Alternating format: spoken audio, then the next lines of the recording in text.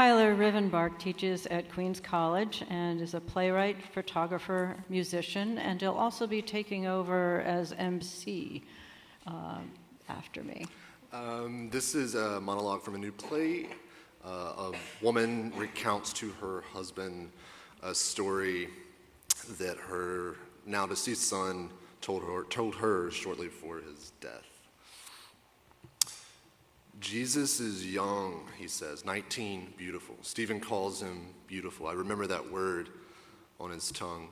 Before a rock, Jesus' hair is long. When he plays basketball, it's just a blur of hair and limbs, tall, lanky. There's life for Jesus in basketball. Jesus is good at basketball. This is what he tells Stephen. This is what Stephen believes.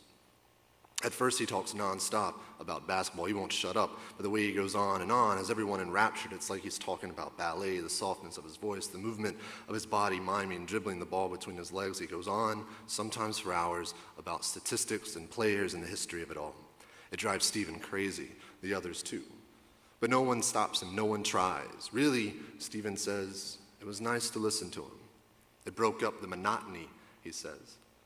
But one day it all stops. There's no more mention about basketball. Weeks go by and he's silent. He sits along his long limbs, the only sign of his former days, his shaved head red in the sun. Stephen and the others do everything they can to get Jesus to talk about basketball. They ask everybody at the base, what do you know about basketball? Have you ever played before? They Google obscure facts, playoff matchups, anything they can get their hands on to say to Jesus, they get their hands on. One day, after a big gunfight, one of the worst, Stephen says, we lost 3 of the best. Stephen never said much about the fighting, but he tells me this. After this gunfight, everybody's back at base resting, sleeping, talking about what had just happened, talking about anything except what had just happened. And they hear this sound, this bouncing in the distance. Everyone's on edge. They jump up, grab their guns, run outside. And wouldn't you know it, Stephen says, it's goddamn Jesus. That's what he says. It's goddamn Jesus. Jesus is playing basketball by himself. Stole some Iraqi kid's soccer ball and is playing by himself. One of the hottest nights. I nearly cried, he says. Jesus is so graceful out there on the sand. Everyone just sits and watches. Jesus doesn't acknowledge them.